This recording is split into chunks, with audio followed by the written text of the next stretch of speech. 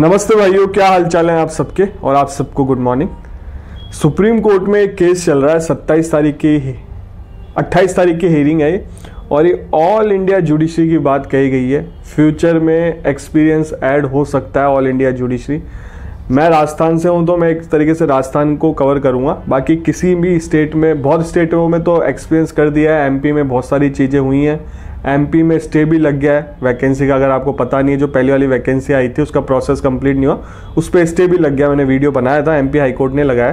तो ये क्या मैटर है इसको समझेंगे। क्योंकि इंस्टाग्राम पे एक लड़का ज़्यादा परेशान है, सर मैंने तो कोचिंग की फीस दे रखी है, मैं क्या करूँ, मुझे कुछ समझ में नहीं आ रहा। वीडियो स्टार्ट करने से पहले आपको बताना था, राजस्थान एपीओ की मेंस की टेस्ट सीरीज भी लॉन्च कर दी है। 7 फेब से टेस्ट सीरीज लॉन्च मतलब स्टार्ट हो जाएगी। और अभी आप रजिस्ट्रेशन करा सकते हो। मैं कोचिंग के नंबर मेंशन कर रहा हूँ डिस्क्रिप्शन बॉक्स में, क्योंकि ये ऑनलाइन ऐप पे तो लिख नहीं सकते, तो डिटेल में आपको कोचिंग वाले बता देंगे कैसे क्या रहेगा। कोचिंग वालों से बात कर लेना, रजिस्ट्रेशन करा लेना। जिन बच्चों के काफ़ी अच्छे नंबर आ रहे हैं वो तो परचेज बिल्कुल कर लो। जो बाउंड्री लाइन पे है वो भी परचेज कर लो, बेनिफिट ही मिलेगा आपको। टेस्ट दोगे, फ्यूचर में आरजेएस मेंस भी लिखना है, आंसर राइटिंग की प्रैक्टिस हो जाएगी। और जो बाउंड्री लाइन पे उनको पढ़ना कंटिन्यू करना है, ठीक है। कुछ भी हो सकता है, कुछ भी कट ऑफ जा सकती है, किसी को कोई आइडिया नहीं है। फेब तक आपका रिजल्ट आ जाएगा। तो अगर 1 महीना वेस्ट कर दोगे इसमें तो दिक्कत है। तो टेस्ट सीरीज परचेज कर लेना, फ़ोन नंबर मेंशन कर दूंगा। और छत्तीसगढ़, हिमाचल प्रदेश की तो टेस्ट सीरीज लॉन्च कर ही रखी है, रेलवे की टेस्ट सीरीज लॉन्च कर रखी है। मेरा कोड यूज़ कर लेना, सबके लिए नितिन 20 है, 20% आपको ऑफ मिल जाएगा। एपीओ की टेस्ट सीरीज मेंस के लिए भी ऑफ मिल जाएगा, तो ठीक है। और जो छत्तीसगढ़, हिमाचल प्रदेश, रेलवे की टेस्ट सीरीज है उसके लिए तो ऐप है, ऐप को जाके डाउनलोड कर लो, मेरा कोड यूज़ कर लेना नितिन 20।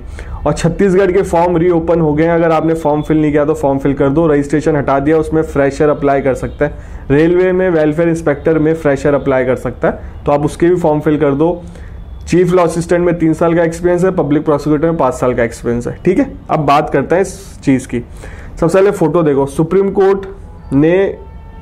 कोर्ट में हियरिंग हुई है। लॉ ग्रेजुएट मतलब इन्होंने कंसर्न जताया है कि कोई एक्सपीरियंस नहीं है, जुडिशरी में आ रहा है विदाउट एक्सपीरियंस। तो अब इसमें बात की गई है, सुप्रीम कोर्ट टुडे जनवरी 28 की बात है, consider issue whether condition of 3 year practice at a bar in addition to legal degree. मतलब लॉ की डिग्री के अलावा 3 साल का एक्सपीरियंस ऐड करे ना करे। बहुत सारे हाईकोर्ट ने भी इशू उठाया और ये पहले थी कंडीशन, बट कौन से केस में ले लिया वापस, ऑल इंडिया जज एसोसिएशन केस 2002, उसमें वापस ले ली गई थी।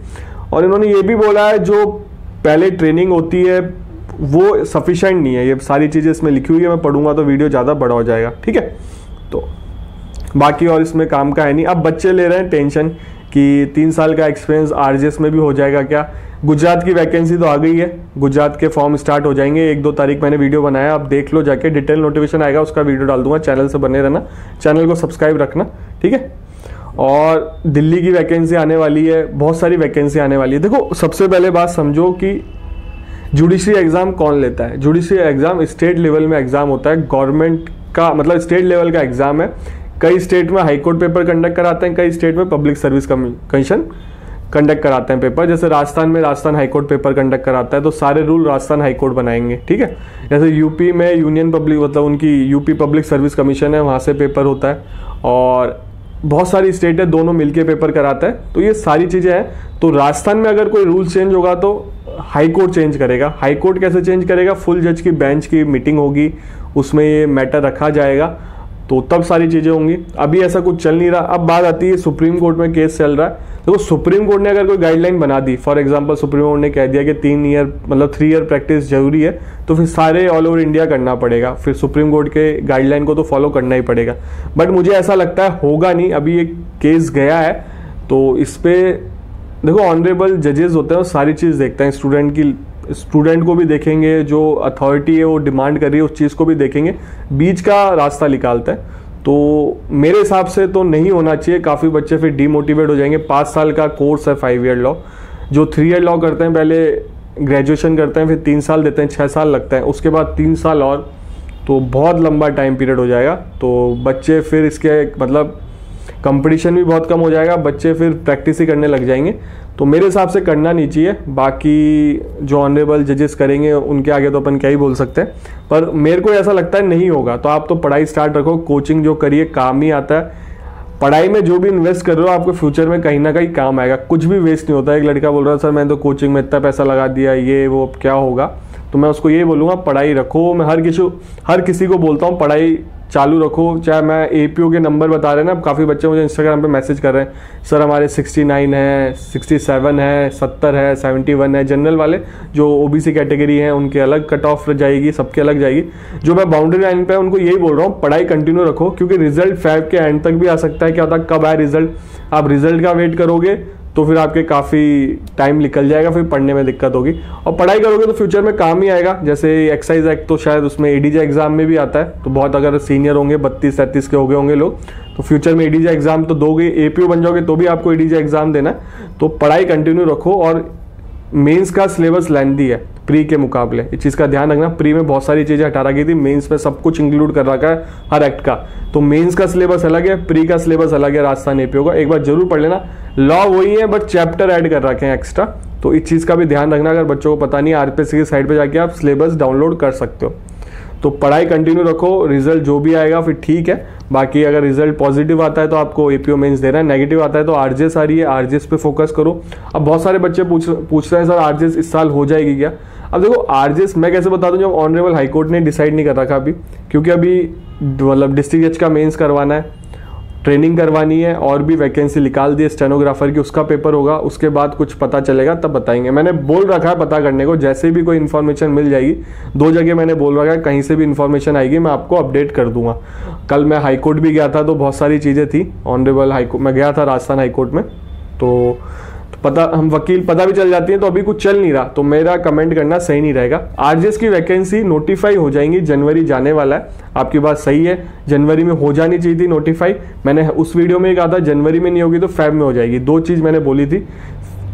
नोटिफाई कभी भी हो सकती है, क्या पता है रात को ही कर दे नोटिफाई। तो इस चीज़ का वेट आप लोग करो, अच्छी वैकेंसी आएंगी। गुजरात की तैयारी करो, प्रैक्टिस अभी कहीं नहीं है। छत्तीसगढ़ में अभी रजिस्ट्रेशन ऐड किया था रूल चेंज करके, छत्तीसगढ़ में अभी रूल चेंज करके रजिस्ट्रेशन ऐड कर दिया था, तो वहाँ के ऑनरेबल हाईकोर्ट ने उसको भी हटा दिया। बोला है कि जो लॉ ग्रेजुएट है फॉर्म फिल कर सकता है, तो छत्तीसगढ़ की इसलिए तो डेट एक्सटेंड हुई है। तो बहुत सारी चीज़ें चलती हैं, ये फ्यूचर की चीज़ का अभी टेंशन मत लो, मेरे कहने का मतलब है जो फ्यूचर में होने वाला है आप उसको सोच के बैठोगे तो फिर पढ़ाई भी नहीं कर पाओगे। काफ़ी टेंशन अपने दिमाग, मैंने कल एक से बात भी करी थी, वो भी काफ़ी डिमोटिवेट थी मैडम। तो ठीक है, ऐसे डिमोटिवेट भी नहीं होना चाहिए, ठीक है कुछ ना कुछ और करोगे, अगर नौकरी नहीं लगेगी तो प्रैक्टिस करेंगे। हम भी फर्स्ट जनरेशन एडवोकेट है, हमने भी खूब हाथ पैर मारा है, तो थोड़ा बहुत छोटा मोटा जो भी हुआ है हम करने लगे हैं। हो जाता है, समय पे सारी चीज़ें हो जाती हैं, ज़्यादा सोचना नहीं चाहिए, ठीक है।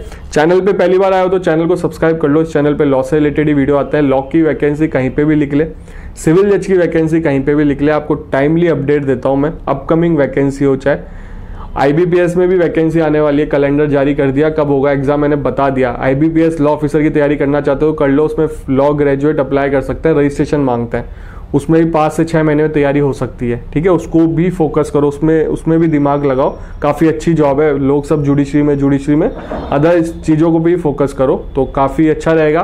कंपटीशन भी कम रहता है, कई बार ज़्यादा हो जाता है। तो अगर जिसकी रीजनिंग मैथ्स अच्छी है उनको तो ट्राई करना चाहिए। जिनके कॉलेज में काफ़ी लोग हैं जिनके मतलब 12th में साइंस बायो रही होगी, मैथ्स भी रही होगी, तो उनकी मैथ्स अच्छी रहती है, रीजनिंग भी। और रीजनिंग तो आ जाती है टाइमली, अगर आप प्रैक्टिस करो तो आ जाती है। अगर मैथ्स हमने तो 10th तक ही पढ़ी है, मैथ्स उसके बाद पढ़ी नहीं, आर्ट्स ले ली थी, तो मेरे तो मैथ्स का सब कुछ गुल हो गया। अब मुझे तो कुछ याद नहीं है, रीजनिंग तो सीख सकते हैं, ऐसा कुछ नहीं है। और मेरी मैथ्स काफ़ी अच्छी भी थी, 10th तक भी काफ़ी अच्छी थी। मेरे सबसे ज़्यादा मैथ्स में ही नंबर आए थे 10th में भी। और मेरी 10th की परसेंटेज मैं आपको बता दूंगा तो आप शॉक हो जाओगे क्या थी, तो इसलिए ठीक है, नहीं बताएंगे, आप बोलोगे सर इतने कम नंबर आपके। तो ठीक है, आराम से फोकस करो। आपसे मिलेंगे अगले वीडियो में।